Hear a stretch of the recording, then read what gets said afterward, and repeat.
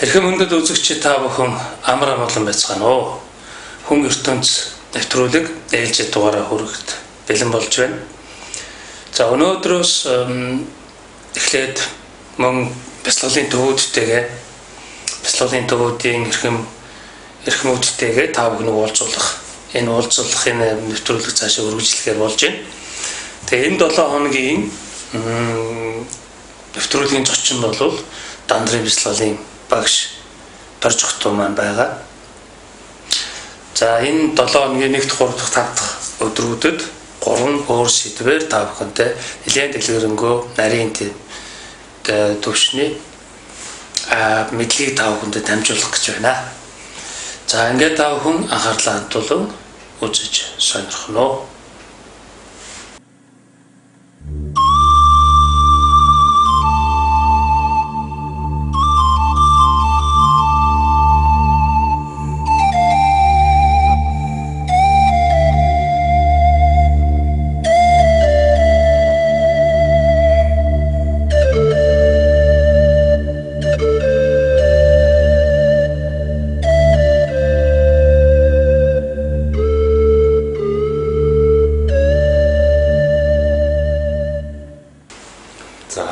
Энэ өдрийн амгаланг айлтгая. За өнөөдрийнхөө ярилцах сэдвээр бид нар Махан Мутарын ахуй түүнд хэрхэн амьдрах болоод Махан Мутарын хэв маяг доорх тухай ярилцъя гэж бодлоо. За Махан Мутар гэдэг үгээ эхлээд хоёулаа үзэгчдэд тайлбарлаад явах уу? За тийм. Ер нь гэгэрлийн бяцлаглуудад бас амьдралын ерөнхий хэв маягуудад 4 төвшөнд хуваагддаг л да. За эхлээд бол үйл өөрийн ахуй, за тэгээ сэтгэшгүй ахуй, цаглашгүй ахуй, тэгээ хамгийн сүүлд Махан Мутарын ахуй буюу бодит утгад дуусаж нирваны дүрийг олох ахуй гэж байдаг. Энэ бүгд ахуйнууд бол хоорондоо энэ бүх ахуйг дамжиж яваа бяцлагчийн хувьд бол гадна талаас өөрчлөгдөхгүй, түүний дотоод мөн чанар хийгээд амьдралын хэв маягууд баг зэрэг сайн ажигласан хүнд мэдэгддэг болохоос биш гаднаасаа сайн мэдэгддэг. За энэ Махан Мутарын ахуйд ороход эхлээд үйл өөрийн ахуйгаас цаглашгүй ахуйд эхлээд сэтгэшгүй ахуйд орно. Дараа нь цаглашгүй ахуй. Тэгээд Махан Мутарын ахуйд тэр өөрөө энэ хоёр одоо сүүлийн хоёр ахуй, дундлын хоёр ахуй шүү дээ, тийм. Сэтгэшгүй ахуй, цаглашгүй ахуй хоёр дээрээ тулгуурлаад аяндаа өөр мэдрэмжээр яваад орчдөг. Ерөөсө хүчин чармаалт хэрэггүйгээр Махан Мутарын ахуй бол ямар ч хүчин чармаалт, ямар нэг одоо дасгал сургуультгүйгээр өөрөө ордог ахуй. Харин үүнд бэлтгэх хоёр ахуй буюу одоо үйл өөрийн ахуйгаас дээш гарсан сэтгэшгүй цаглашгүй хоёр ахуйгаа л сайн барих хэрэгтэй. Ингээд Махан Мутарын ахуйд орчин. Махан Мутарын ахуй гэдэг бол нэг ёсондоо бол нирван дүрийг олох, амар амгалангийн жинхэнэ мэдрэмжийг амсах тийм ахуй буюу бяцлагчийн хэв маяг байдаг. Ерөнхийдөө. За энэ ахуйнуудын тухай бол ерөнхийдөө мэдж байгаа хүмүүс бол мэдж байгаа гэж бодож байна. Үйл өөрийн ахуй гэдэг бол хүн төрөлхтний 99.99% амьдардаг гэж одоо багш нар бол хэлдэг. Угаасаа хүн болгон үйл өөрийн ахуйд өгөх авахын ахуйд амьдардаг.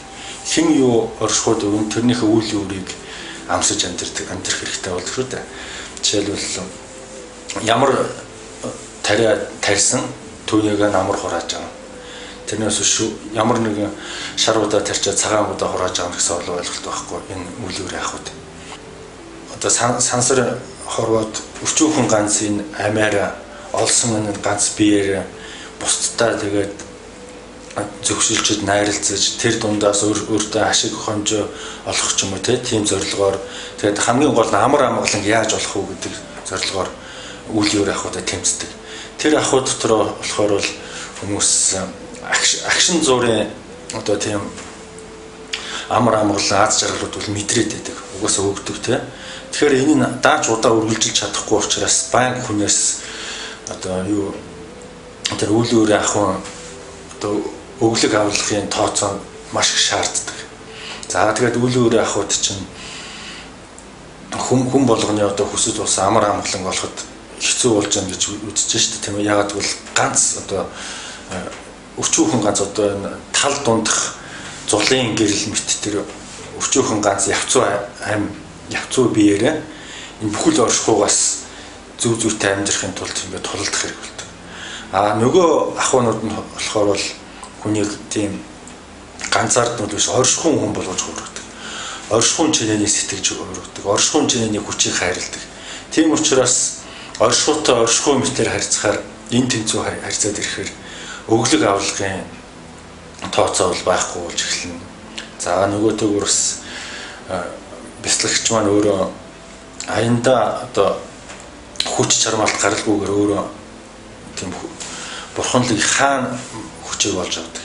Энийг болохоор бол хаан үзэл хаан хэв маяг гэж үздэг. Үйл өөрө ахуйд байгаа хэв маягийг болохоор боолын хэв маяг гэдэг. Яагаад гэвэл ямар нэгэн бодол орж ирэхэд хүн бодолдоо шууд үйлчилж эхэлдэг. Энэ үйлчлснээс болоод хүмүүс одоо утга учиргүй ухамсаргүйгээр ямар нэг зүйл хийдэг. Тэр ухамсаргүй хийж байгаа үйлийг нь болохоор бол нүгэл байна уу, буян байна уу ялгаа байхгүй. Ухамсаргүй л бол тэр хийж байгаа зүйл үйл болж байгаа. Үрэн бол үр гарах болж таар үр гарч болдог. Бусад ахуйда одоо маха мотор ахуйд хүртэл явсан хүнд болохоор үйл өөр хураагддаг. Харин үйлдэгч болдог. Юмыг үйлдэн яг л одоо ертөнц ямар одоо шинж чанараа үзүүлнэ, ямар нүүр царайгаа үзүүлнэ, тэрүүнд нь тохирсон үйлдэлийг хийдэг. Тэгэхээр оршихуун үйлдэгч болдог болохоос биш үйлийг хураагч биш болдог. Ийм одоо хоёр өөр ахуй юм л да. Нэг нь болохоор бол үйлдээд үрийг нь хураадаг. Одоо илжих шиг өөртөө нуруундаа үйлдэх юм шүү дээ, тийм ээ. Гэтэл нөгөө маха мотарын төвшин хүртэл явсан хүн бол үр хураахгүй харин үйлддэг. Энүүгээр маш их одоо зориг зүрх одоо янз бүрийн юмнаас айх юм байхгүй. Тэгээ зоригтойгоор үйлддэг. Яагаад гэвэл юмнаас үр хураахааргүй болчихсон тий. Тэгээд юмд хүчтэй 100% хүчээ ханддаг. Инхээр маха мотарын ахуй бол ямар ч юмд 100%-аар хандах ахуй басан юм. Бас одоо яг одоо цагтаа хийж байгаа ахуй юм. Бас үрийг хураагч биш үйлдэгчийн ахуй юм. Тийм учраас би өөрөхдөө бодохдоо маха гэдэг чинь эдгээр бол их гэсэн, мутар гэдэг чинь гар гэсэн үг тийм. Их гарын буюу одоо монголчлоод одоо жоохон болох хөдөлгөөр хэлэх юм бол хүнд гарын хүн болж байгаа гэсэн үг л дээ тийм. Маха мутар хүнд гарын буюу их гарын. Их яг номынхаасанд бол дээд төвшний гэж орчуулагдана л да тийм ээ. Зүгээр ерөнхийдөө хэв маягаас нь харахад тэгдэг. Маха мотарын ахуйд мэрэгч гэсэн одоо төвчнгүүд гэж ярьдаг л да. Маха мотарын ахуйд орохоор ингээд төвчин болдог байхгүй шүү. Төвчин буюу шид бүтээлчингүүд. Ягаад гэвэл бүх хүчийг ямар ч өчүүхэн зүйл дээр ч хүчээ 100% гаргаж чаддаг болохоор шид бүтдэг байхгүй юу? Хүч 100% гарч эхэлдэг. Бид нар бол одоо ямар нэгэн үйлд яаж хандж байгаа нөхөр бол хагас дутуу. Энийг хийсний дараа яах вэ гэсэн айдас. Энийг нодтой өрсөлдөх хүн байна уу гэсэн хайлт. Тэгээд дараа нь тэр үйлийг одоо үрийг нь хураана гэдгийг өөрөө мэдрээд байдаг.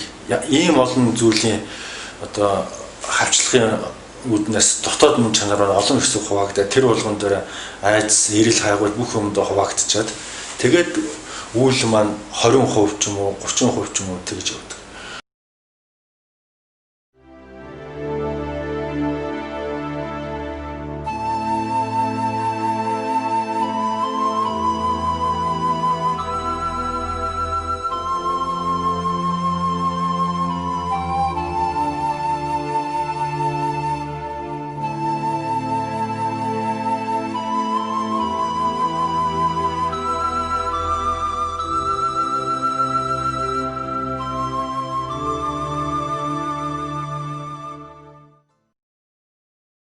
Хүн ер нь тарихныхаа 5-аас 10%-ийг л ашиглаж байна гэж үзээд байдаг. Тийм. Угаасаа дотоод мөн чанарыг ч бас яг тэгж хүмүүс ашигладаг байхгүй. Жинхэнэ бяцлагчийн хүн бол эхлээд хүчээ бүх юмд 100% гаргаад ямар ч айцгүй үзэхгүй яг л их хүнд гарын хүн шиг 100% бүх юмд анхаарлаа хандуулад ирэхээр угаасаа төрөнтэй улбаалаад дотоод энэ оюун ухааны дайчилгаа бас 100% гарч эхэлдэг. Тэгэхээр агуу болж эхэлдэг. Жишээл тэр хүн өчүүхэн зүйл хийж яж болно те. Заавал их том үйл биш. Жишээлбэл зүгээр юм ойж байгаа хүн байж болно те. Тэгэхэд тэр 100% гаргаж байгаа хүмүүсийн хүний үйлийг хажуугаас нь харахад тэр бурханлагийн хичээл болж хувирдаг. Агуу маха мутарын орчин болж тэр хайд нь үүсч идэг.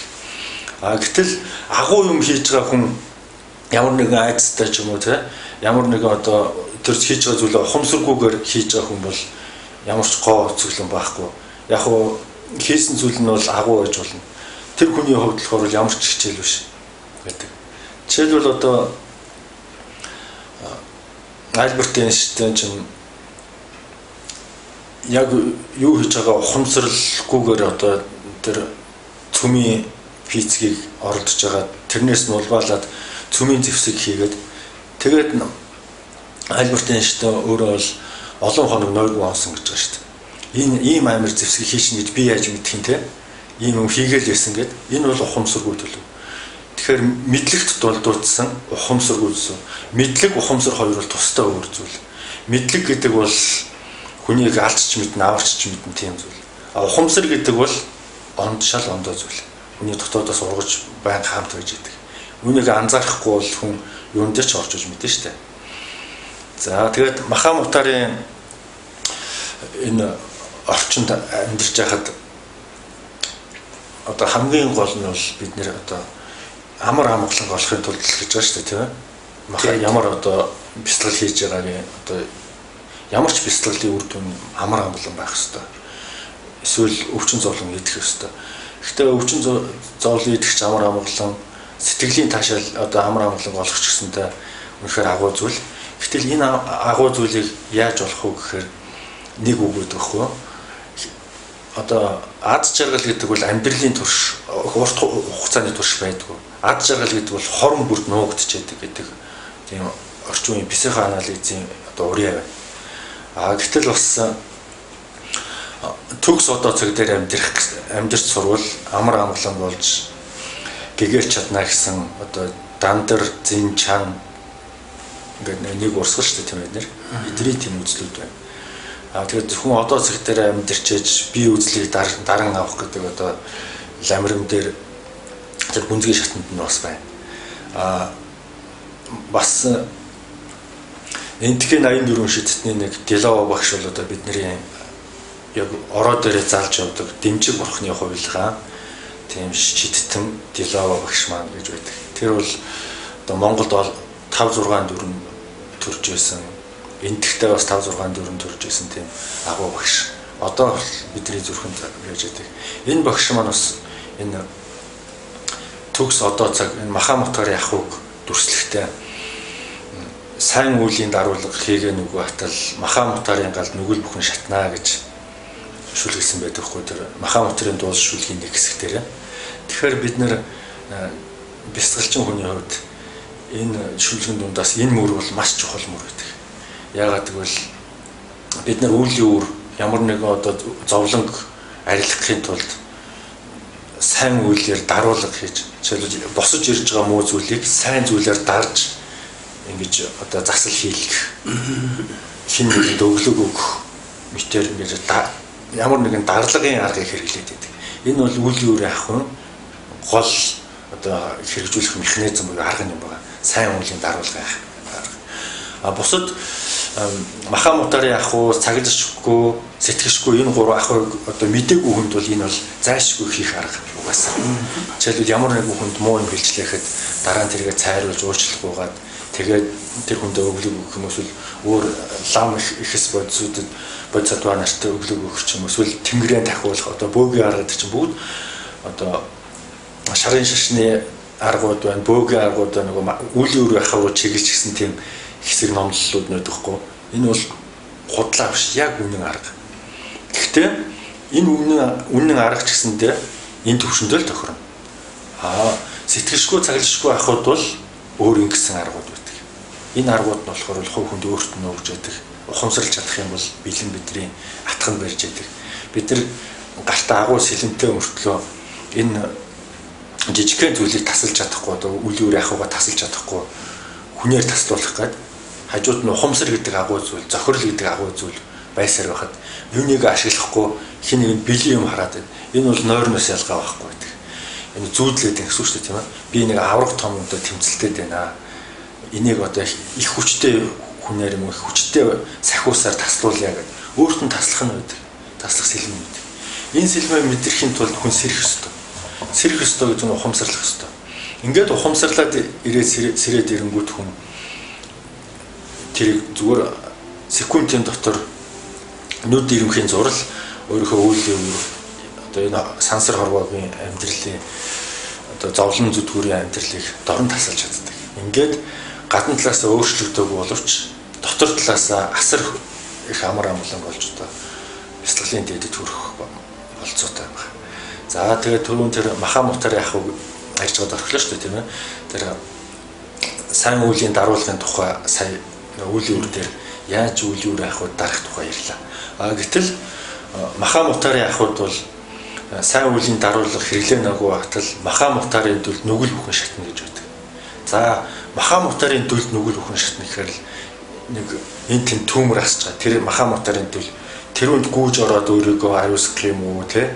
Тэгж хүмүүс ойлгож магадгүй. Гэтэл маха мутарын дүл бол цаг хугацааны хорон бүр гэдэг. Цаг хугацааны хорон бүрийг ч одоо бүр нана секундэд хуваахаар чинь асар хүчтэй одоо үйлдэл болж байгаа гэдэг. Энэ үйлдэл гэдэг бол долгион. Долгион гэдэг бол дүлийн нэг хэлбэр. Энэ дүл дотор өөрийгөө уусгаж амьдрахыг маха мутарын дүл дотор өөрийгөө уусгалаа. Би одоо маха мутарчин боллоо гэж баттай хэлж болно. Ингээд маха мутарын дүлд өөрийнхөө мөн чанарыг одоо сайхан ингээд нийцүүлээд амьдрахаар хүн юу хийдэг вэ? Тэрийг мэдрэх агшинд ямар хүн болж төлөвлөсөн бэ? Тэр нь хамаагүй. Ерөөсөө л тэгэл шууд дотоод мөн чанар нь оршихуухаа зүрхтэй хамт цохлоод эхэлчихэж байгаа. Оршихуун зүрхний цохилт хэд байдаг вэ гэхээр секундэд 50 герц байдаг гэж Германы эрдэмтэн Шуман тодорхойлсон байдаг. Эхэндээ бол 10 байдгийн байгаа гэж бодож яснаа сүүлд Шумны тэр давтамжийг чинь одоо шинжлэх ухааны хүчгийн хэрэг судалсаар 50 байдгийн байна. Одоо цахилгааны юу чинь давтамж чинь 50 байж гэдэг. Яг тэр үедээ адилхан давтамжтай байдаг байхгүй юу? Тэгээд энэ давтамж энэ орчлонгийн хүн амьтад яаж нөлөөлж байна гэд үзэхээр хүн болохоор бол одоо мах яснаас бүрдсэн бүдүүн баарг биетэй физик бие нь бол даагдах ярахгүй. Тийм учраас тэр зүрхний ертөнцийн зүрхний цохилтоос бурханлын цохилтыг бас нэг байхгүй энэ орчинд ертөнц чинь өөрөө бурхан мөн шүү дээ, тийм. Тэгээд ертөнцийн бүх бурхтын цохилтыг хүн секундэд 1 удаа авдаг байхгүй. Тэгээд бидний зүрх секундэд 1 удаа цохилж. Тэгээд минутанд 60 удаа, 50-60 удаа л цохилно.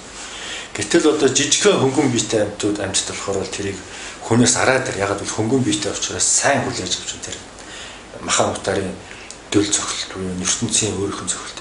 Тэр секундэд араа 50 хүрэхгүй 30-аас 40 удаа одоо секундэд хүлээж аваад минутанд шилжүүлэхээр бол нэг 2500 ч юм уу те. Тэгэхээр хамгийн хурдан далавчаад ивдэг амьтанч бол одоо шомол ялаа нараад гэдэг тийм. Тэгээ шувуу ордог. Энэ бүгд болохоор өөрийнхөө хэмжээнд хүлээж авч байна. Гэхдээ 100% биш авч чадахгүй шүү дээ. Яг л амьтан байгаа учраас.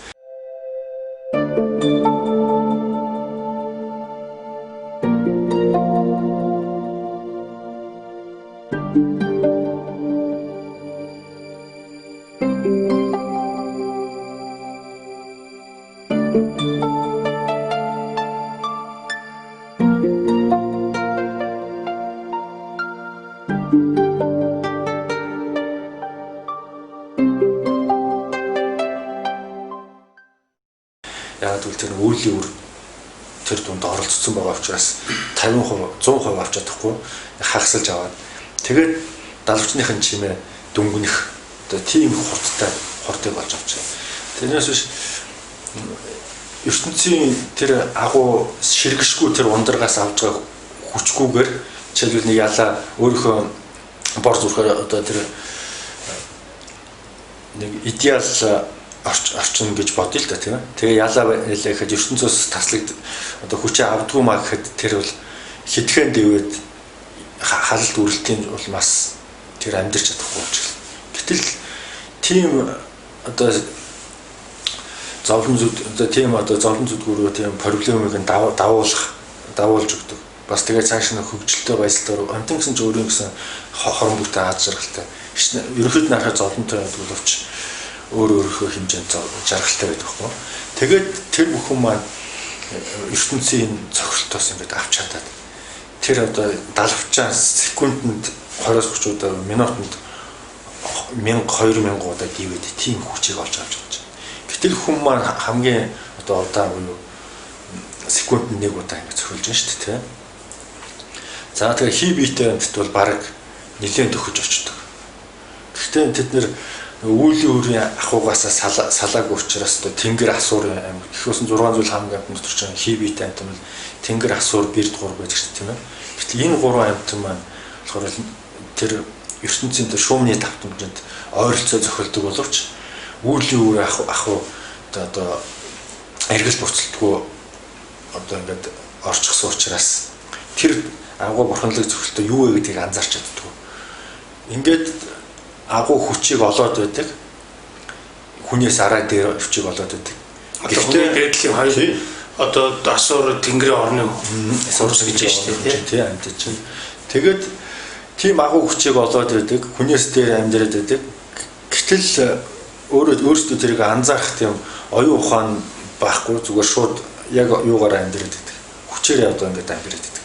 Гэтэл хүний эрэлж хайгуул зам болохоор л бусдаасаа ялгарч юмд одоо дүн шинжилгээ хийж одоо энэ цаг хугацаа ер нь хүүхдүүд чинь багасаа эхлээл энэ оршихуй ертөнц ямар байд юм бол аль хэрэг том хэмжээтэй бол манай дэлхий ямар хэмжээтэй бол гэж эхэлдэг шүү дээ, тийм ээ.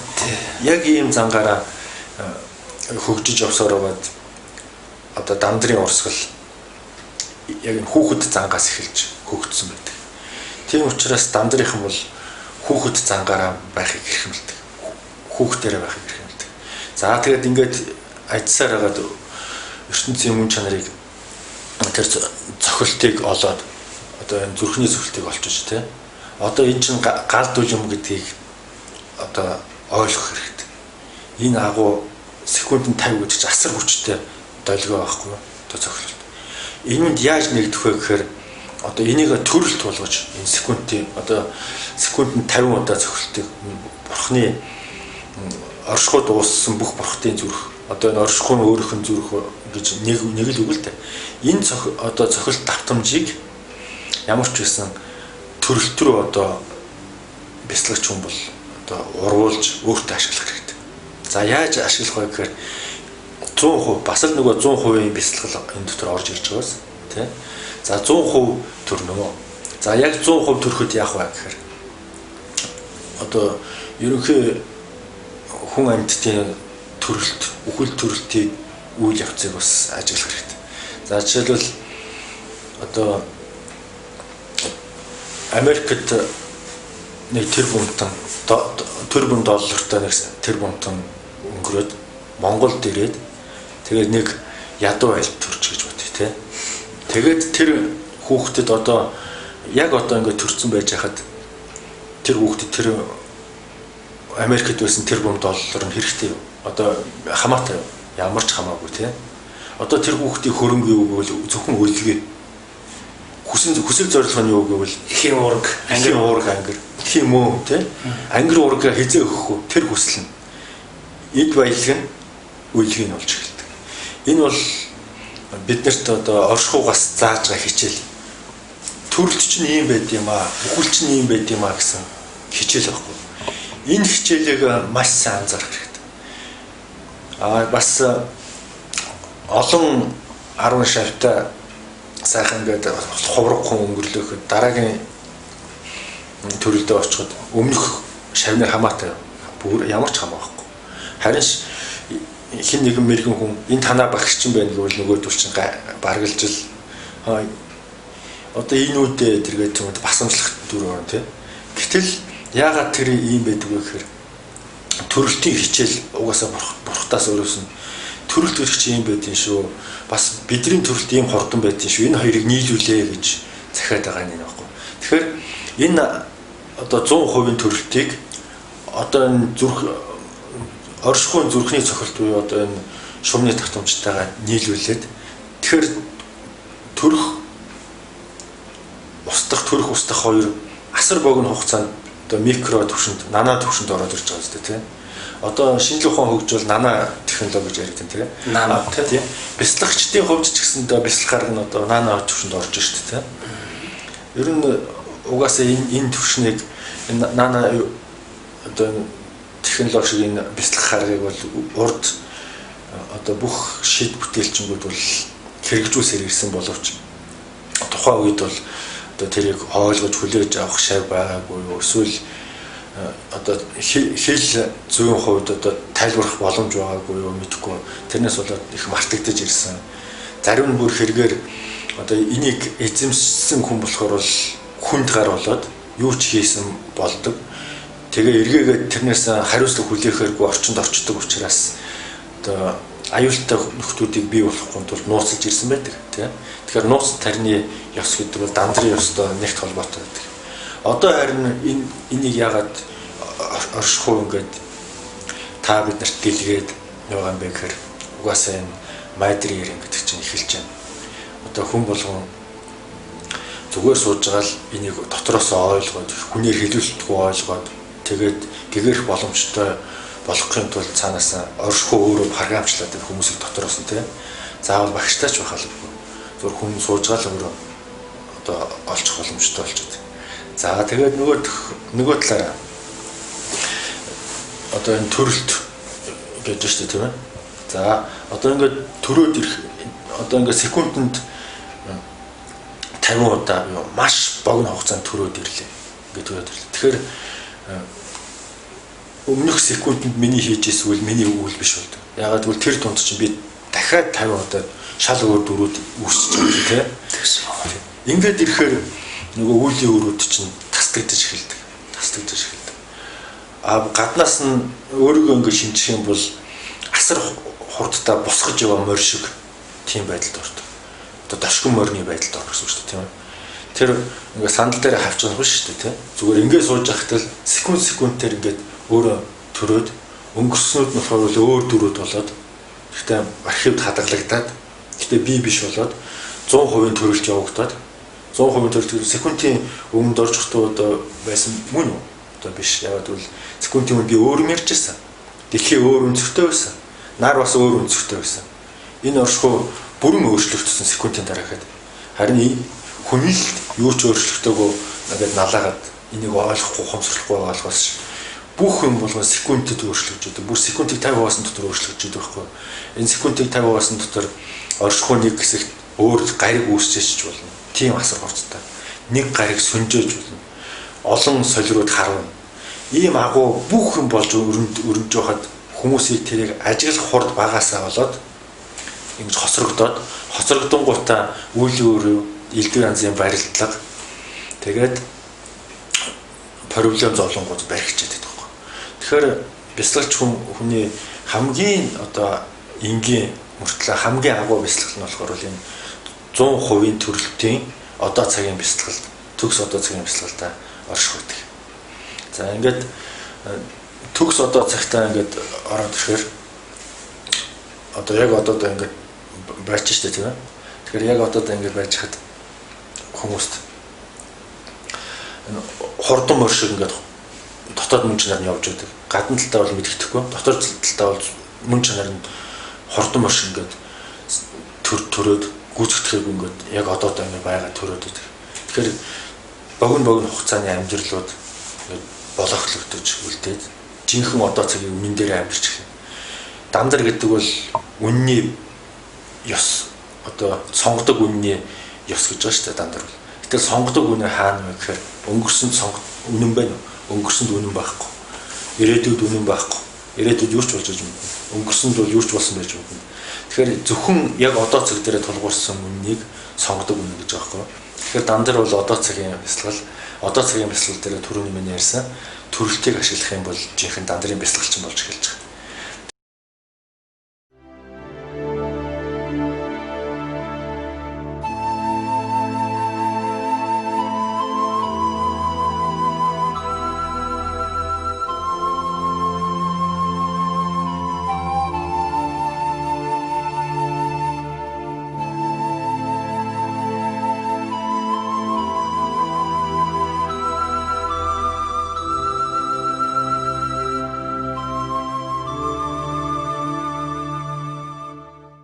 Тэгэхээр яг одоо зөвхөн ингээд амьдраад ирэхээр энэ хордон одоо дошгон мөр шиг энэ мөн чанар болгосон мөн чанар дээрээс хамгийн түрүүнд юу унах вэ гэхээр хамгийн эхлээд үүлийн үрийн одоо хавцт хэрэг одоо үүлийн үр дотор багтал хавцт хэрэг хураачихсан тэрнийхэн дагуу ингээд за тэдгээр хуудсанд тэгж амьдрын тэдгээр хуудсанд тэгж амьдрын гэдэг зовлон жаргал гэж амьдэрчсэн тэр хавцт хэрэг эзэмгүй мэдхгүй овч хайцсан мэдхгүй ханаарсаа үүсгэл овчж байгаа. Энэ болохоор бол Махан Мухтарын 100% төрөлд хэсэг мөртлөө маш богино төрөлтийн тэр үйлдэл донд миний мөн чанар дээрээс тогтохгүй унж байгаад үзэгдэл бол хамгийн эхлээд үйл юм. За дараа нь болохоор бол зовлонгоо нэг стрессүүд ордог. Эднэр бол байхгүй бол. Ягаад гэвэл яг одоо цагт нуугдж байгаа аз жаргалыг би олж сурч байна тийм. Агуу их одоо уурхачин геологч тийм. Яг билех юм дотроос жишээлбэл чулууг хайлуулаад дотроос нь жонш гаргаад эсвэл эрдэнэс гаргаж авдаг шиг энгийн одоо зүгээр л чачиж өнгөрөөдөг байсан ч юм уу тий би миний хувьд жишээлбэл ямар нэгэн хоосон мөрөөдөж өнгөрөөдөг байсан тэр алтан хормууд дундаас ч юм би амар амгалангүй олоод эхэлж чинь тий ингээд олоод эхлэхээр олохын хажуугаар бас үүлийн өр зовлонгоо нэг стресс тэгээд хамгийн гол нь болохоор барилдлагууд салж эхэлдэг байхгүй юу. Яг барилдлагууд чинь энэ агуун босголтод бол тас өсөрдөг байхгүй юу. Энэ оршихуудаа олгогдсон оршихууд. Оршихууд дээр ямар барилдлагууд байдаг вэ? Олон зуун жилийн одоо олон төрөл дамжсан эцэг эхийн барилдлагууд, олон төрөл дамжсан дайсны барилдлагууд, олон төрөл дамжсан одоо үр хүүхэд анд нөхрийн барилдлагууд. Энэ барилдлагууд донд явцууч гэсэндээ ингээ хүлэгдчихсэн байжсэн байхгүй. Гэтэл нөгөөх нь нэг өдөр энэ ийм одоо номыг сонсонгуудаа л энд орлоо тас татаад эхэлдэг гэсэн. Гэтэл нөгөө үйлийн өрөө ахын сайн үеийн даруулга хэрэглээл яваадахаар барилдлагууд салахаас нэмэгдэхээс цаашгүй байсан. Өчнөө одоо хүлээсэнд орж байсан бол одоо зүгээр л секундын дотор бүх юм тасар татлаа. Тэр догшмор мөн чанар чинь бяцлагч юм байна. Ийм байдлаар оршихуутайгаа хамт ертөнцтэйгээ хамт амьдарч эхэлнэ. Ингээд Махан Мухтарын дүл амилж эхэлнэ. Өөрөөр чинь дотор өөрөөр чинь хэв маяг болж эхэлнэ. Инхээр ийм бяцлагад орсон хүн болохоор бол одоо секундын өмнөх би биш учраас би үзэл тасарна. Би үзэл тасрахын хажуугаар одоо олон зууны өмнөх үеийн үрэл бүр ч хамаа байхгүй тийм. Тэгэхээр өмнөх зам бол бүр тодорч одоо ухамсрын манан сарниж тодорч эхэлнэ гэсэн. Манан сарна. Ягаад гэвэл манан буучаад ийм бим битүү байхад хурц нарны туяа тэдрийг халаагаад дээш нь сарниулчлаа шүү дээ. Тэгээ ухамсрын манан хүний тархины манан гэсэн. Зүрхэн дотроос нь өөрөөс нь энгийн нарны гэрэл биш. Зүрхэн дотроос нь мандсан нар энэ ухамсрын мананг сарниулдаг өөр хажууд. Тийм ч учраас эрэл хүслийн тоосонд гэгэн гэрэл чинь халахлахтай шүү. Тэ? Ариус тарны уншлагаар асарт бараамын явдлаар сургууль номын мэдлэгээр дотоод үннийг нээхгүй шүү гэж Делава багш хэлээд байдаг. Энэ агуу шүлгэн дээрээс л одоо бүх бяцлал нэрэгддэг. Энэ ингээд нэрэхэд хүн дотоодоос өөрийнхөө нарыг олж тэр нарных нь үйлдэл дотор өөрөө амьдарч эхэлдэг. Энэ бол Махан Мухтарын ах. Ингээд Махан Мухтарын ахуйда орохоор хүн өөрөө оршихуун хүн болж эхэлдэг. Яагаад оршихуун Махан Мухтард оршихуун би бас оршихуй тайлбарлаа гэж бодож байна л да.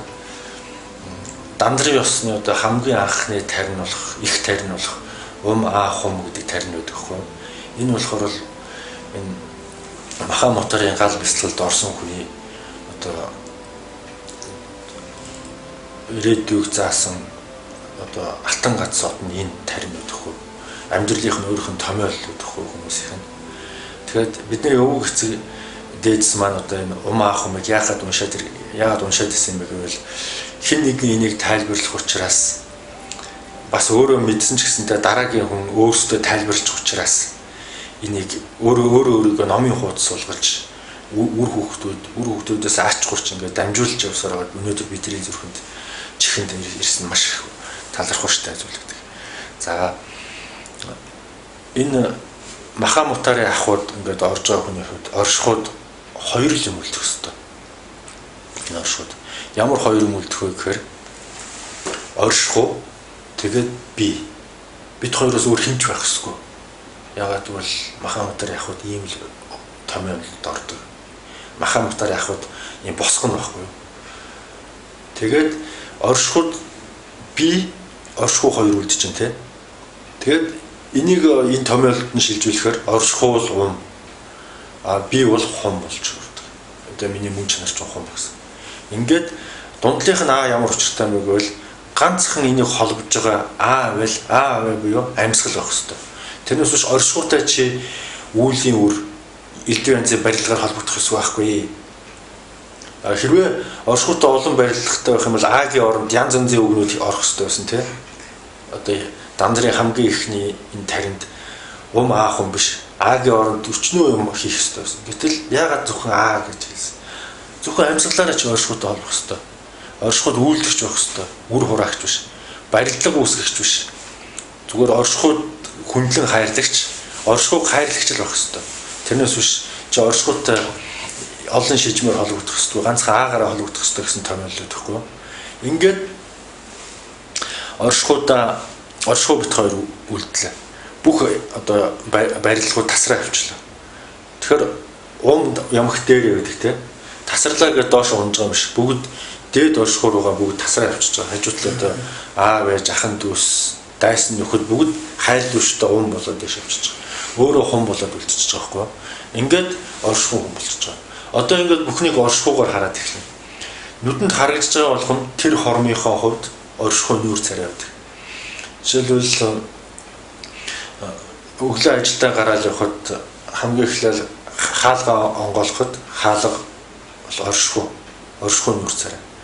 Оршихуй тэр хаалганаас өөр юу ч биш. Тэр хормоор амьдэрч мэдрэмжээ шилжүүл сурах гэдэг шүү дээ тийм ээ. Цахаа мутартай. За тэгээд автобус үзүүлээ. Одоо энэ автобус бол оршихуй. Оршихуй бол энэ автобуснаас өөр хэмч биш. Тэнд шоргоолж явж л өгдөө. Гэхдээ тэр чинь автобус. Бүх юм автобус болсон. Ингээд 100% хандан секунд. За ингээд ажил дээр ирлээ. Ажлын хамт бол найз нөхд бүгд оршихуй нүүр царай. Ийм ахуйд орсон байхад хэн нэгэн одоо гомдоох ч юм уу те. Тэрийг хүн оршихуй гэж харж хүлээж авдаг. Ягаад гэвэл оршихуй дээр байдаг учраас. Тийм учраас бүхний хүлээмж зөвшөөрөх болж байгаа юм да. Оршихуйгаас үзүүлж байгаа зүйл. Буддаа бас яг энийг маш сайхан баримталдаг байсан. Жишээлбэл буддааг тосгоны хажууд явж байхад тухайн тосгоны одоо буддааг эсэргүүцэж нөхдүүд ирээд буддаа руу шүлсэн хайдаг шүү дээ тийм ээ. Тэгэхэд буддаа оршихуй хүн болцсон маха мутаард өөрөө оршихуд өөрөө амьдэрчээс учраас тэр ирсэн шүлс нь бол оршихугаас ирж байгаа учраас аршаа гэж бодоод тэгээд тэр аршааныг маш хүндэтгэлтэйгээр хүлээж авсан байдаг байхгүй юу. Тэгээд дахиад ингээд шүлсээ хаяхаар бол маргааш ирээд дахиад хаяараа гэж хэлсэн байдаг. Гэтэл бусад нөгөө оршихуй одоо таньж хэлж ирсэн шанар нь ойлгохгүй байдаг. Түүхчд буюу одоо үнний зарим эрэлжил болохоор тэрийг буддааг төсвөр төвчээрээ хөгжүүлсэн байна гэж бас үздэг. Буддааг төсвөр төвчээрээ хөгжүүлэх ямар ч шаардлага байхгүй. Буддаа зүгээр л оршихуйг ойлгосон. Ойлгох төвчих хоёр чинь шал өөр. Төвчих гэдэг чинь хүчирхийлэл тустай тий. Төвчих гэдэг чинь хүчирхийллийн нөгөө талтай. Ойлгох гэдэг чинь байгаагаар хүлээж авах. Ямар төвчл хамаахгүй. Хүлээн зөвшөөрөх тий. Гэтэл одоо бидний хувьд ч гэсэндээ буддагийн тэр эрдэм чадлыг олоход одоо маш хамгийн амархан арга нь болохоор өөрийгөө оршихуй бит хоёр л харьцсан өөрхөн харьцахгүй гэдгээр умаахын томьёолд оруулж харуулдаг. За тэгээд энэ ААВ чинь баян одоо юу яаж хажуугаар нь ингээд зугаарлцсан бол ингээд секунд болгонд ингээд юу үүсч явдаг ингээд барилгууд үүсэж явдаг. Шижир байхад хэцүү. Тэгэхээр шижир байх зүйл бол одоо цагтаа амьдрал тийм багш авийн барилгач тасар, ээж авийн барилгач тасар. Бүр огт тасарж байгаа юм биш. Агшин хоромд үсээд агшин хоромд тасарж байгаа гэсэн үг дээ. Жишээлбэл би одоо номын багш руугаа харахад агуу хайр инрэл бие биендээ солилцоод залбирал үүсээд итгэл одуулаад агуу том барилга үүснэ.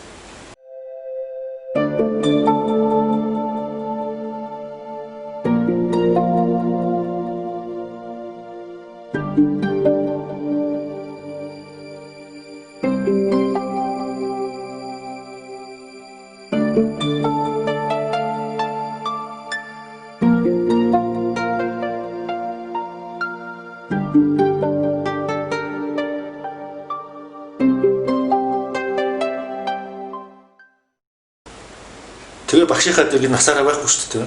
Нэг өдөрч байхгүй. Айгүй бол 30 минут болол за багшаа явлаа гэж явж шүү дээ тийм ээ. Гэтэл одоо цагтаа байгаагүй хүн бол тэр барилгыг тэгэ явчихдаг. Тэр барилгыг салахгүй явдаг лөө тийм. Тэгээ хизээ нэгэн цагт өөр барилгууд ингээд салахгүй явсаар байгаа тэр хүн аагаа шижиг байлгаж чадахгүй шүү дээ тийм. Нөгөө томьёолд орж чадахгүй. Гэтэл Махамутарын гал бясалгал ингээд орчихсон хүн бол багштай 100% бүр энгийн хүнээс ч илүү баярлага үүсгээд дааш тэр багшийн хажууд байсан ч тэнд нэг шавн нэг юм ярьлаа те. Эргээд харахад тэр баярлага тасарч байна. Одоо тэр нэг өөрийнхөө зиндааны шавтай баярлага үүс. Яг л ярьж байгаа юм сонсож байгаа учраас те. Багш бол байхгүй мэдхгүй. Одоо оршихуул тэр хүн болцсон те. Тэгэхээр баярлага үүс. Энэ үдлэг энэ одоо цаг. Тий одоо эргээд багш руу гарахад дахиад тэр барилга үүснэ. Ийм учраас нөгөө асар хурдтай одоо сайжруулсан технологи маягийн юм болчихж байгаа байхгүй тий. Одоо ямар нэгэн хуучны удааш ирсэн биш. Барилга 100% үүснэ. Эргээд харахад 100% тасарчлаа гэдэг тий. Ээж аваагаа хайр нэрэл одоо ямар сайхан одоо хэлж болох энэ оршихуй бүхэлдээ хайр тэнд үүсээд агуу хайрын бясалгал одоо юу үүснэ баярлага үүснэ тий. Тэгэл одоо ээж авдаа өгөлцөж авалцаал ингээл хажууд нь явахдаа баярлага үүснэ. Эргээл харахад тэр баярлага тасраал оршихуй өөр юм дээр тулгуурлаа. Тэгэхээр бүх юмд хайрын баярлага үүсэх болцоотой болж эхэлнэ. Одоо дайсныгаа харсан ч гэсэнтэй агуу хайрын баярлага одоо Есүсийг хэлээдсэн тий. Дайснаар ч гэсэнтэй хайр л гэдэг. Тэгэхээр оршихуй болгож харангуут дайсан өөрөө байхгүй болж эхэлдэг байхгүй юу. Гэтэл энэ барилгуудыг үүсгэх арга нь бол Махамутарын энэ арга байдаг. Тэгээд тэр дундаа бүх юмнаас өөрийгөө чөлөөлөх одоо бүх юмнаас харьцаагаа тасал гэж байгаа юм шиг. Харьж 100% харилцаатай. Гэхдээ хоромдоо үүсээд хоромдоо тасраад явахор чинь хүн гээд шижир цэвэр шижрээр амьдарч байна. Энэ болохоор бол эргээд одоо аватараа дүр төрхийг олох одоо суур болж байна. Аватар энэ ч сүудэд ямар аватар нь вэ гэхээр өөрөх нь хум дотор байдаг аватар чакранууд байдаг л да. Чакраны хүрдүүд. Энэ хүрдүүд чинь өөрөө Махамутарын ахуйд байхад аватарагийн алхамд орсон. Тэгээд хизээ нэгэн тасран те аваа хизээ нэгэн аваа буюу амьдрал тасрах агшинд дараагийн хойд нас гэж одоо нэг явцуу нэг хүний сүнс биш. Оршихуй миний хойд дүр болно. Жинхэнэ амьдрал ихэрч шүү дээ тийм ээ. Ягаад гэвэл хүний бие сайн л бол 100 наслана. Тэнгэрүүд бол 1000-аас сайн л бол 84 мянган жил наслана. Асуурууд бол 500-аас 1000 жилийн хооронд наслана юм насны тийм циклтэй байдаг байхгүй. Гэтэл мөн чанар бол энерги чинь термодинамикийн хуулиар ямар хууль гэдэг вэ гэхээр хизээч үүсэхгүй, хизээс ч устдахгүй, хэлбэрээ өөрчилдөг хууль тийм. Одоо бол агуу их ахын хэлбэрт хуураад үүсэхгүй устдахгүй амьдралдаа бид нар эргээд очиж байгаа гэсэн бүх урхаттайгаа хамт нэгэн зүрх болж байгаа гэсэн. Ингээд нэгэн зүрхтэй ороод ингээд амьдрахаар чинь одоо энэ насандаа хэрглэж исэн хүрдүүд чинь одоо хэрэггүй болоод бид оршихуй одоо уусч байгаа юм чинь те одоо энэ насандаа хэрглэж исэн хүрдүүд чинь тусдаа аватараа болоо салцдаг. 5 мохотын хүрд энэтхгийн кундалинид болохоор бол 7 хүрдтэй л те. 1000 жилийн өмнө болохоор үүнийг сайжруулад нараа багш бол 5 хүрд болгож одоо хураагаад бие биенд нь хураагаад 5 хүрд болгоод 5 хүрдээ 5 мохотод хувааж өгöd өнгөнгөөр угаасаа бэлэн байсан билээ. Тэрийг анзаараад хувааж өгöd. Тэгээд тэрийг хум гэж томьёолсон баг. Ингээд энэ хум чинь Махамутарын ахуйд уусан гут чинь аватараа дөрөвдүүлдэг. За ямар аватараа дөрөв болохоор 5 мохотод хурахаа гэвэл за хамгийн эхлээд ус аватараа. Ус аватараа бол тархины хүрд. Цэнхэр өнгөтэй, хөх өнгөтэй ус. Одоо ус шиг гүйлгэн суухаатай байдаг шүү дээ чинь тийм. Тэгэхээр энэ усан аватараа болоод оршихуй шиг бүх далай тэнгис болох нь тийм. За дараагийнх нь мод аватар. Мод буюу ногоо аватар. ногоон өнгөтэй эргэтэн чинь хүний бэлхүүс авцаа элэг дэлгүүг гэдэг тийм. За энэ хүрд болохоор бол ногоо аватараа болох нь. За гал аватараа зүрх, хоолойч нь шороо аватараа мэлмийн нэгч болохоор бол юуны төмөр аватараа болчихж байгаа. Тэгэхэд ингээд таван моход модтой хуваагдаад өөрөөхөө хуваагдсан аватараа бас л 100% бяцлал усын дотор явагдана. Тухайн одоо ертөнцөөс зээлж авч байсан хумчин задраад аватар авал залхад бидний одоо мэдрэхүү ус 100%-аараа тав салаад аватараа дагаад явчих. Инхээр бүх галд шингэнэ гэдэг чинь бүх наранд шингэнэ гэсэн. Тамхины галд ч гэсэндээ аватараа шингэсэн гэхгүй. Бүх юм ариун болж хувирч гэсэн үг тийм. За усан шингэлээ би тийм. Би энэ шалбаа гэж шингэхгүй, далаадаа шингэе гэхгүй. Ус л бол ус. Инхээр бүх үл ялгуурлах гэсэн бяцлагчдын одоо ороо дээр барьж явдаг тийм лозон байдаг тийм. Хоёр тэр лозон дээр хоёр зүйл байдаг. Үл тасах уу, үл ялгуурлах уу гэсэн. Энэ үл ялгуурлах уу гэдэг нь болохоор бүр амьдрал дээр хэрэгжиж эхэлчихэж шүү дээ тийм. Би шалбааганд аватар болж уусахгүй, би далаад уусыг гэвэл тэр аватар биш болно шүү дээ тийм. Гэтэл тэгдэггүй. Шалбааганд ч уусна, далаад ч уусна. Тамхины цогонд ч уусна, наранд ч уусна. Ингээд хүмүүс маань өөр оршихуд энэ амьд байхдаа оршихуугаар нь хараад харьцдаг байсан бол нирван хотогт орсны дараа бүр оршихуу болж амьдэрч эхлэв. Оршихуутай харьцах биш. Тэгэхээр нөгөө томьёолч юу болж хувирхаа гэхээр хум одоо задраад оршихуудаа энэ тэнцүүхэн шингэхээр байхгүй болоод ч нь өөрөө зогсчихгүй амьдрал болоод хизээч уусчгүй өсчихгүй амьдрал болоод нэг буюу нэг оршихуу болж хувирдаг. Ингээд оршихуд ууссан хүн болохоор бол амар амгалаг болчихж байгаа. Ягаад гэвэл зовх зовлон тэр үнд байна. Тэр гариг зовж байвал би ч бас энэ гариг мөн шүү дээ тийм ээ. Зовх зүйл одоо барих зүйл байхгүй. Гэхдээ бодиттой оршин жинхэнэ амьдрал эхэлнэ. Гэхдээ баригдах зовлон тулгарх проблемууд байхгүй болчихж байгаа байхгүй. Ингээд амьддаг. Гэтэл энэ бурхны шашны энэ маха мутаар явхууд орох өдрийг болохоор бол хүмүүс нөгөө зөвхөн үүлийн үрээ ахыг мэддэг хүмүүс чинь энэ маха мутаар явхуугаар дамжиж бурхны хотогт орох ийм арга замыг мэдэхгүй хүмүүс чинь болохоор их одоо буйны үйл хураахаар гэгэрчж байгаа юм гэдэг. Тэгэхээр алтан элжигэн дээр алт арчнуу шороо арчнуу хамаа авахгүй шүү дээ. Адилхан зовлон биз дээ тий. Ийм маягаар өөрийгөө одоо боолын хөдөлмөр эрхлүүлээд олон мянган жилийн турш ингээд их хөвлий дамжаад төрөл дамжаад явцгоосон байдаг байхгүй юу?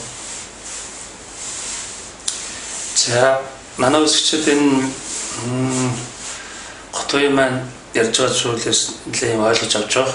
Энэ одоо цагийн тэр асуудлыг ярьж байна. Тэгээд ер нь бол тэр одоо үзэгчид юу гэж асуудаг вэхээр хаа сурах уу, хаа очих уу, энтэй болцох уу гэдэг л дээ.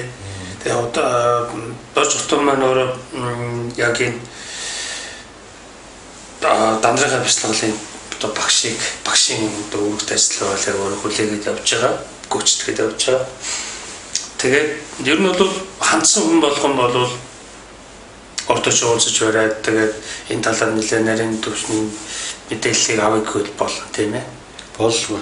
Тэр бол жилээд. За үзэгчид нэг асуугаач гэж бодож иж магадгүй нэг юм байна л та. Тэр төрөн дээр төрөлт гэж ярьлаа тий. Тэр төрөлт гэдгийг өшөө жоохон задлж, өшөө жоохон дэлгэрүүлж тайлбарлаач. Одоо жишээ нь ингээд төрнө гэдэг чинь өгчээж заавал дараа нь болох үйл явц гэж ингэж хүн ерөөдөө ойлгодог л доо. Хүчээж дахиж төрнө гэж тийм ээ. Тэгэхээр секунд тутам төрөөд явна гэж тийм ээ. Секундын 50 усны тэр хэмжээнд л хүн төрж явах энэ төрөлтийн энэ чанар руу шинжих хэрэгтэй гэж штэ. Энийг өшөө жоохон тодорхой болгох гэх үү.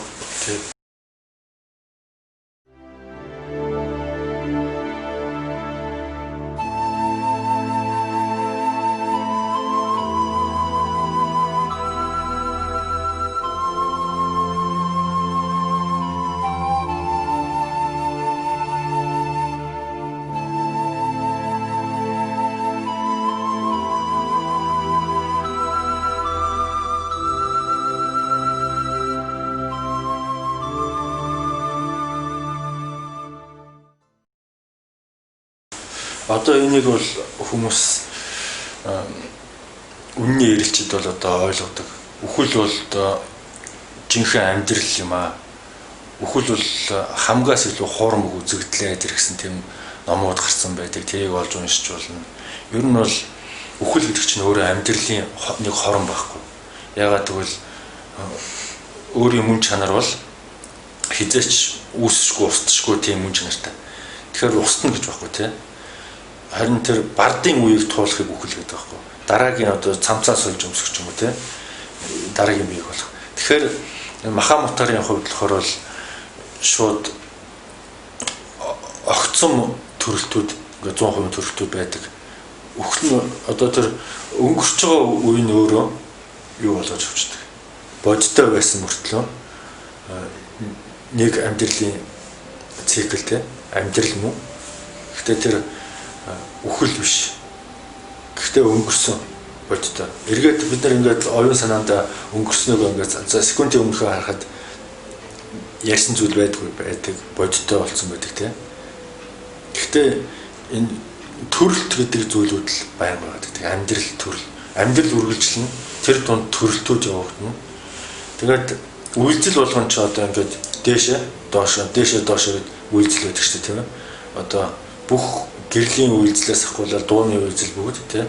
Тэгэхээр яг хуу доошоо орсныг нь болохоор бол одоо ертөнцийн яриагаар юу үхэл гэж ойлгож болох юм. Гэхдээ тэр бол нөгөө гарааны үе байхгүй тий. Гарааны үе эхэллүүд. Зүйтэй. За ингээд өшөө нэг асуух юм байна л да. Тэр нь болохоор тэр ерөнхийдөө яг хөвчгчд маань энэ талаар нэлээд сайн мэдээ судлыг бол готоодоо манд уулзах хэрэгтэй. Тэр аватар гэж ярьлаа шүү дээ. Аватар гэдэг нь яг үг нь юу гэсэн үг вэ? Тэгээд аватар болно гэдэг нь яг юу гэсэн ойлголт болохыг тайлбарлаад өгч. Аватар гэдэг бол одоо шижир тунгалаг одоо бодхалд орох гэсэн үг л дээ. Жишээлбэл одоо бидний энэ хурдуучин дотроо мах удараа хуваагдаад тэгээд тэрийг аватараа болгож сална гэх нь шижир бий болоод ам болоо явчихсан гэсэн үг шүү дээ. Шанти Девагагийн боди чарья аватара гэж ном байдаг шүү дээ. Тэгээ бодисаттвын явдалд орох уу гэсэн үг шүү дээ. Тэр болохоор юу юм бол боди чарья гэдэг нь бол бод хотгийн аватара гэдэг нь болохоор тэр нь шижрээр бүрэн уусах гэсэн. Тэгэхээр бүрэн уусалт шижир биет гэж олон талаас нь тайлбарлаж болох юм байна. Тэгээд энийг байдаг тухай энэ антай байдаг тухай одоо зах тухаасаа одоо барууны тэр кинонууд тэр баримтлал кинонууд хийгдэж байна л да. Жишээлбэл усны аватара чинь усны талаа тий. Тэр ямар их оюун ухаантай вэ гэдгийг одоо усны шин чанар гэдэг кино гарсан Мисару Иматогийн нэг кино шүү дээ тий. Энэ бол зөвхөн нэг хэсэг. Цаана дахиад 4 аватар байна. Тэр бүгд устайгаа адилхан сэтгэдэг, адилхан програмчлагддаг. Чулуу байна. Гал байна. Галыг яах гэж тахиулаад байгаа. Аватарыг нь хөгжөөж тэдрээс гарах эрчмийг өөртөө шингэх гэж галыг тахдаг. Бас хажуугаар нь тэр аватараа чинь хүрээлэн байгаа орчинд бас өглөг өгөн тэ. Галын өглөг. Жишээл хибитүүдэд одоо хоол ундын одоо төлж тааж өгөх ч юм уу тэ. Хажуугаар нь илч өгөх, итгэл найдвар өгөх гал аватар. Нар бол бидний хамгийн агуу аватар. Бид нарыг нарл гэж хардаг болохоос биш амьтаа гэдгээр нь харддаг шүү дээ. Тэр дотор асар их ам аватарууд буцалж байгаа. Нар өөрөө бүхлээр нэг аватар. Бүр цаашлах юм бол олон тэр бом оддын систем бүхий галактик чинь өөрөө бүхэлдээ бас нэг аватар. Тэгээ бүх галактикийн систем чинь аватар. Энэ бол цаашаа одоо хэмжээшгүй энгийн ухаанд бол хэмжээшгүй харин мэдэрч болохоор тийм орших. За тэгэл модны аватар. Модны аватар гэдэг чинь жишээлбэл нэг бүхэл ой байлаа гэхэд нийлээд нэг оюун санаа болдог. Тэр ойн захад байгаа нэг мод энтэй дууны жохон зулцхан модны мөчөр хугалах төдийд тэр бүр тэр цаанаага том мод уйлж идэг. Тэгэхээр нэг оюун ухаан болж хурж идэг. Тэгэхээр мод бол яг шорооны аватар тий чулууны аватар. Чулууг нэг газараас нь хөдөлгсөн байхад 3 жил уйлдаг гэж манай хүүхдүүд мэддэг байсан. 3 жил байралдаггүй. Тэр бол амьны тухай гэдэг байна шүү дээ. Инхээр мах бод болгоныг хүндэтгэж хайрлаж хандах хэрэгтэй. Амьгүй юм биш гэдэг тийм. Тэд нэртээ ягаад гэвэл тэдний нэг хэсэг нодод намайг үүсгэж байгаа учраас би тэднийг хүндэтгэж хайрлана гэдэг. Өнөөдөр бол уул уурхай өнөөдрийн талхны мөнгө гэж одоо нүдийг нь хаачихсан тэр болгоо. Тэгээд тэрийг хүндэтгэлгүй харьцнаас болоод маш их одоо өвчин зовлон монголчууд эргэж эхэлж шүү дээ тийм. Тэр байдлаас алахын тулд аватар өөртөө байгаа аватараас эхлээд өөрөөсөө л бүхнийг хай. Бүхнийг өөр дээр одоо мэдэрчээж бүхнийг хайрлаа гэж одоо шантитив өгшилсэн байдаг. Яг тэр бол бүх юм өөр дотор биеийн чинь аватараа хэлбэрээр байгаа. Бас бусад юм ингээ холбоотой гэдгийг л ерөөдөө тайлбарлаад байгаа хэрэгэлтэй. Одоо бурханлагийг энэ орчлон дээр ингээд бурханлагаар амьдрахын тулд хүний чинь амьдрал гадна талаас нь зовлонтой юм боловч хорон болгонд нь бурханлаг ад жаргал амар амгалан нуугдсан байдаг шүү дээ тийм ээ. Тэр болгоныг одоо олохын тулд ертөнцөөс энэ аватараа чинь энэ 5 хүрдүүд чинь хүнд одоо ингээд бэлэг болгоод өгсөн. Хизээд нэгэн цаг тэрийг бид нэр сайн дураараа буцааж өгнө үгээс. Өгөхгүй олон мянган жил одоо тэрийг анзаарахгүй бол олон мянган жил явах яадан тий. Тэртээ түрүү бэлэг юм чинь тий. Хизээ нэгэн цагт энийг өгөх ёстой. Тийм учраас энэ бэлгийг бид нэр ашиглагч байх үднээс л амьдрах хэрэгтэй. Бэлгийг ашиглах. Бүрэн дүүрэн ашиглах. Тэрнээс биш учир зүггүй бас одоо нөгөө задлах гэдэг юм бол одоо нөгөө оршихуйг ойлгох туушилж байгаа байхгүй. За ерөнхийдөө манай өнөөдрийн нэвтрүүл ингээ өндөрлж байна. Таш хотуудаа баярлалаа. Дараагийн нэвтрүүлэгтүүд мөн хүрэлцээж оролцоорой. Цагаан мэдээллүүдэд дамжуулаарай. Анхаарлаа хандуулсан үзэгчдэд баярлалаа. Дараагийн нэвтрүүлгээр иргэн олжээ. Дөрөв баярлалаа. Баярлалаа.